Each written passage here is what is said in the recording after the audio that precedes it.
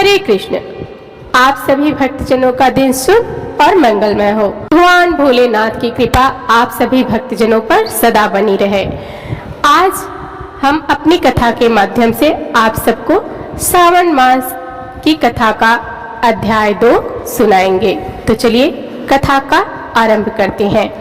ईश्वर बोले, हे महाभाग, आपने उचित बात कही है। हे ब्रह्मपुत्र, आप विनम्र, गुणी, श्रद्धालु तथा भक्ति संपन्न श्रोता हैं। हे अनग, आपने श्रावण मास के विषय में विनम्रता पूर्वक जो पूछा है उसे तथा जो नहीं भी पूछा है वह सब अत्यंत हर्ष तथा प्रेम के साथ मैं आपको बताऊंगा। द्वेष न करने वाला सबका प्रिय होता है और आप उसी प्रकार के विनम्र हैं। क्योंकि मैंने आपके अभिमानी पिता ब्रह्मा का 5वां मस्तक काट दिया था, तो भी आप उस द्वेष का भाव त्याग कर मेरी शरण को प्राप्त हुए हैं। अतः हे तात, मैं आपको सब कुछ बताऊंगा, आप एकाग्रचित होकर सुनिएगा। हे योगिन, मनुष्य को चाहिए कि श्रावण मास में नियम पूर्वक व्रत करे और पूरे महीने भर प्रतिदिन रुद्राभिषेक करे। अपनी प्रत्येक प्रिय वस्तु का इस मास में त्याग कर देना चाहिए। पुष्पों, फलों, दांतों, तुलसी की मंजरी तथा तुलसी दलों और बिल्व पत्रों से शिव जी की लक्ष्य पूजा करनी चाहिए। 1 करोड़ शिवलिंग बनाना चाहिए और ब्राह्मणों को भोजन कराना चाहिए। महीने भर धारण, पारण, व्रत अथवा उपवास करना चाहिए। इस मास में मेरे लिए अत्यंत प्रीतिकर पंचामृत अभिषेक करना चाहिए। इस मास में जो जो शुभ कर्म किया जाता है वह अनंत फल देने वाला होता है। हे मुने, इस माह में भूमि पर सोएं, ब्रह्मचारी रहें और सत्य वचन बोलें। इस मास को बिना व्रत के कभी व्यतीत नहीं करना चाहिए। फलाहार अथवा हविष्यवान ग्रहण नहीं करना चाहिए। पत्ते पर भोजन करना चाहिए। व्रत करने वाले को चाहिए कि इस मास में शाक का पूर्ण रूप से परित्याग कर दे। हे मुनि श्रेष्ठ, इस मास में भक्ति युक्त होकर मनुष्य को किसी न किसी व्रत को अवश्य करना चाहिए। सदाचार परायण, भूमि पर शयन करने वाला, प्रातः स्नान करने वाला और जितेंद्रिय होकर मनुष्य को एकाग्र किए गए मन से प्रतिदिन मेरी पूजा करनी चाहिए। इस मास में किया गया पुरस्चरण निश्चित रूप से मंत्रों की सिद्धि करने वाला होता है। इस मास में शिव के षडक्षर मंत्र का जप अथवा गायत्री मंत्र का जप करना चाहिए। शिव जी की प्रदक्षिणा, नमस्कार तथा वेद पारायण करना चाहिए। पुरुष सूक्त का पाठ अधिक फल देने वाला होता है। इस मास में किया गया ग्रह राज, कोटि होम, लक्ष्य होम तथा आयुध होम शीघ्र ही फलीभूत होता है और अभिष्ट फल प्रदान करता है। जो मनुष्य इस मास में एक भी दिन व्रतहीन व्यतीत करता है वह महाप्रलय पर्यंत घोर नरक में वास करता है। यह मास मुझे जितना प्रिय है उतना कोई अन्य मास प्रिय नहीं। यह मास सकाम व्यक्ति को अभिष्ट फल देने वाला तथा निष्काम व्यक्ति को मोक्ष प्रदान करने वाला है। हे सत्तम, इस मास में जो व्रत अथवा धर्म है उन्हें मुझसे सुनिए। रविवार को सूर्य व्रत तथा सोमवार को मेरी पूजा व नक्त भोजन करना चाहिए। श्रावण मास के पहले सोमवार से आरंभ करके 3.5 महीने का रोटक नामक व्रत किया जाता है। यह व्रत सभी वांछित फल प्रदान करने वाला है।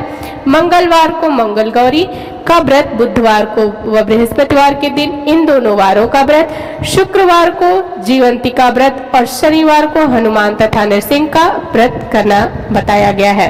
हे मुनि, अब तिथियों में किए जाने वाले व्रतों का श्रवण करें। श्रावण मास के शुक्ल पक्ष की द्वितीया तिथि को औटुंबर नामक व्रत होता है। श्रावण के शुक्ल पक्ष की तृतीया तिथि को गौरी व्रत होता है। इसी प्रकार शुक्ल की चतुर्थी तिथि को दुर्वा गणपति नाम का व्रत किया जाता है। हे मुनि, उसी चतुर्थी का दूसरा नाम विनायकी चतुर्थी भी है। शुक्ल पक्ष की पंचमी तिथि नागों के पूजन के लिए प्रशस्त होती है। हे मुनि श्रेष्ठ, इस पंचमी को रौरव कल्पादि नाम से जानना चाहिए।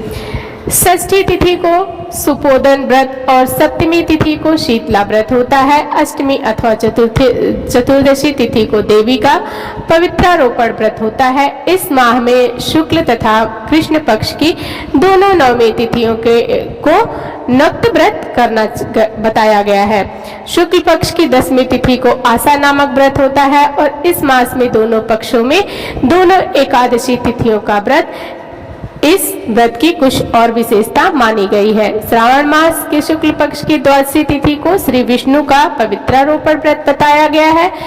इस द्वादशी तिथि में भगवान श्रीधर की पूजा करके मनुष्य परम गति प्राप्त करता है।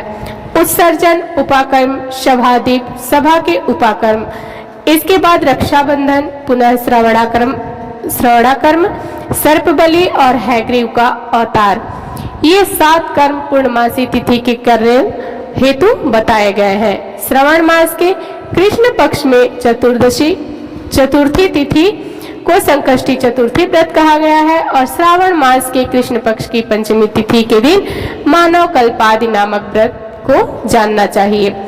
हे द्विजोत्तम, कृष्ण पक्ष की अष्टमी तिथि को कृष्ण का पूर्णावतार हुआ, इस दिन उनका अवतार हुआ, अतः महान उत्सव इसके साथ इस दिन व्रत करना चाहिए। मुनि श्रेष्ठ, इस अष्टमी को मनवांदी तिथि जानना चाहिए। श्रावण मास के अमावस्या तिथि को पिठुरा व्रत कहा जाता है। इस व्रत तिथि में कुशों का ग्रहण और वृषभों का पूजन किया जाता है। इस मास के शुक्ल पक्ष की प्रतिपदा तिथि से लेकर सब तिथियों के पृथक पृथक देवता हैं। प्रतिपदा तिथि के दिन देवता अग्नि, द्वितीया तिथि के देवता ब्रह्म, तृतीया तिथि के गौरी और चतुर्थी के देवता गणपति हैं। पंचमी के देवता नाग हैं और षष्ठी तिथि के देवता कार्तिकेय हैं। सप्तमी के देवता सूर्य और अष्टमी के देवता शिव हैं। नवमी की देवी दुर्गा, 10वीं के देवता यम और एकादशी तिथि के देवता विश्वदेव कहे गए हैं। द्वादशी के विष्णु तथा त्रयोदशी के देवता कामदेव हैं। चतुर्दशी के देवता शिव, पूर्णिमा के देवता चंद्रमा और अमावस्या के देवता पितर हैं। ये सब तिथियों के देवता कहे गए हैं। जिस देवता की जो तिथि हो उस देवता की उसी तिथि में पूजा करनी चाहिए। प्रायः इस मास में अगस्त्य का उदय होता है। हे मुनि, मैं उस काल को बता रहा हूँ, आप एकाग्रचित होकर सुनिए। सूर्य की राशि में प्रवेश करने के दिन से जब 12 अंश 40 घड़ी व्यतीत हो जाती है तब अगस्त्य का उदय होता है। उसके 7 दिन पूर्व से अगस्त्य को अर्घ्य प्रदान करना चाहिए। 12 मासों में सूर्य पृथक पृथक नामों से जाने जाते हैं। उनमें से श्रावण मास में सूर्य गभस्थी नाम होकर तपता है। इस मास में मनुष्यों को भक्ति संपन्न होकर सूर्य की पूजा करनी चाहिए। सप्तम 4 मासों में जो वस्तुएं वर्जित हैं उन्हें सुनिए। श्रावण मास में शाक तथा भाद्रपद में दही का त्याग कर देना चाहिए। इसी प्रकार अश्विन में दूध तथा कार्तिक में दाल का परित्याग कर देना चाहिए। यदि इन मासों में इन सब वस्तुओं का त्याग नहीं कर सके तो केवल श्रावण मास में ही उक्त वस्तुओं का त्याग करने से मानव उसी फल को प्राप्त कर लेता है। हे मानद, यह बात मैंने आपसे संक्षेप में कही है। हे मुनि श्रेष्ठ, इस मास के व्रतों और धर्मों के विस्तार को सैकड़ों वर्षों में कोई भी नहीं कह सकता। मेरी अथवा विष्णु की प्रसन्नता के लिए संपूर्ण रूप से व्रत करना चाहिए। परमार्थ की दृष्टि से हम दोनों में भेद नहीं है। जो लोग भेद करते हैं वे नरकगामी होते हैं। अतः हे सनत कुमार, आप श्रावण मास में धर्म का जो आचरण कीजिए। इस प्रकार ईश्वर सनत कुमार संपाद के अंतर्गत श्रावण मास का 2वां अध्याय पूरा हुआ। मास का 2रा अध्याय समाप्त हुआ। अब आइए शिव जी की कथा सुनते हैं। पिछली कथा में हमने शंखचूड़ के वध की कथा सुनी थी। आज की कथा में हम महान शिव भक्त हरिकेश यक्ष की कथा सुनेंगे। प्राचीन काल में रत्नभद्र नाम से प्रसिद्ध एक धर्मात्मा यक्ष गंधमादन पर्वत पर रहता था। उनके पूर्णभद्र नामक एक पुत्र उत्पन्न हुआ। अंत में अनेक भागों को भोगकर उस रत्नभद्र ने शिव ध्यान परायण हो परम शांत शिवलोक को प्राप्त किया। पिता के शिवलोक चले जाने पर पूर्णभद्र ने संतानहीन होने से अपनी भार्या कनक कुंडला नाम की यक्षिणी से कहा, प्रिय, मुझे पुत्र के बिना यह राज्य और महल आदि सब शून्य मालूम होता है। कनक कुंडला बोली, प्राणनाथ, आप ज्ञानवान होकर पुत्र के लिए क्यों खेद करते हैं? यदि यही इच्छा है तो पुत्र मिलने का उपाय कीजिए। इस जगत के उद्यमी लोगों को क्या दुर्लभ है। जो प्राणी प्रारब्ध के भरोसे रहते हैं वह नितांत कार पुरुष है, क्योंकि अपना किया हुआ कर्म ही प्रारब्ध है और कुछ नहीं। इस कारण प्रतिकूल प्रारब्ध को शांत करने के लिए समस्त कारणों के भी कारक रूप होते हैं। भगवान शिव की शरण में जाना चाहिए। यदि आप सर्वश्रेष्ठ पुत्र चाहते हैं तो भगवान शिव की शरण में ग्रहण कीजिए। आपकी अपनी पत्नी की बात सुनकर यक्षराज ने गीत वाद्य से भगवान शिव का पूजन कर पुत्र की अभिलाषा पूर्ण की। उसका नाम हरिकेश पड़ा। पुत्र उत्पन्न होने की प्रसन्नता से उसने अनेक दान पुण्य किए। जब हरिकेश 8 वर्ष का हुआ तभी से वह खेल में धूली बालू का शिवलिंग बनाकर तृणादि दूर्वा से उनका पूजन करता और अपने साथियों को शिव नाम से ही पुकारता था। वह रात दिन हे चंद्रशेखर, हे भूतेश, हे मृत्युंजय, हे नीलकंठ आदि पवित्र नामों का उच्चारण करता रहता और मित्रों को प्रेम करता हुआ बार बार इन्हीं नामों से पुकारता रहता और उसके कान के नाम से अतिरिक्त अन्य किसी को ग्रहण नहीं करते थे। वह शिव मंत्र को छोड़कर किसी अन्य जगह नहीं जाता। उसके नेत्र शिव के अतिरिक्त और कुछ देखने की इच्छा नहीं करते। वह स्वप्न में भी भगवान शिव को ही देखा करता था। हरिकेश की यह दशा देखकर उसके पिता ने उसे गृह कार्य में लगाने की अनेक चेष्टाएं की, किंतु उस पर कुछ भी असर नहीं हुआ। अंत में हरिकेश घर से निकल गया और कुछ दूर जाकर उसे भ्रम हो गया कि वह मन ही मन कहने लगा कि हे शंकरा, कहाँ जाऊं, कहाँ रहने से मेरा कल्याण होगा। यह सोचकर उसने अपने मन में विचार किया जिसकी यह कहीं ठिकाना नहीं है, उसने काशीपुर ही आधार है। इस प्रकार निश्चय कर वह काशीपुर को गया।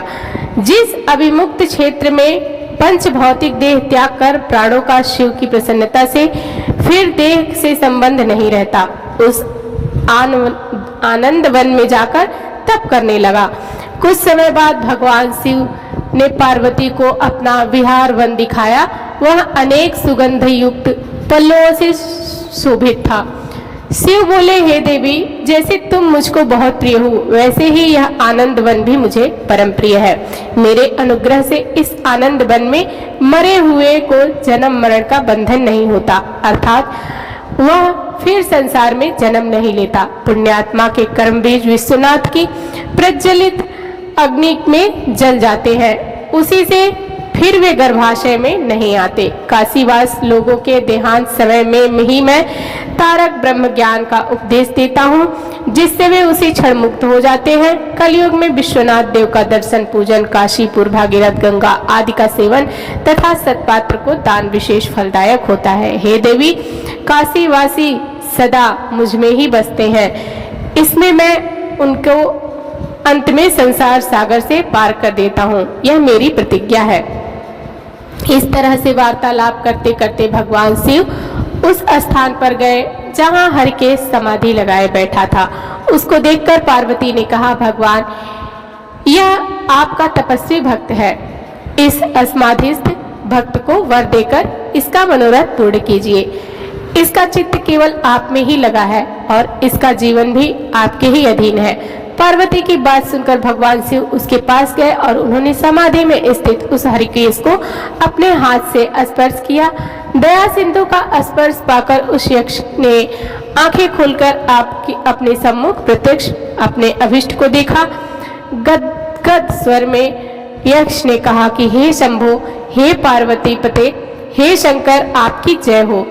आपके कर कमलों का स्पर्श पाकर मेरा यह शरीर अमृत रूप हो गया।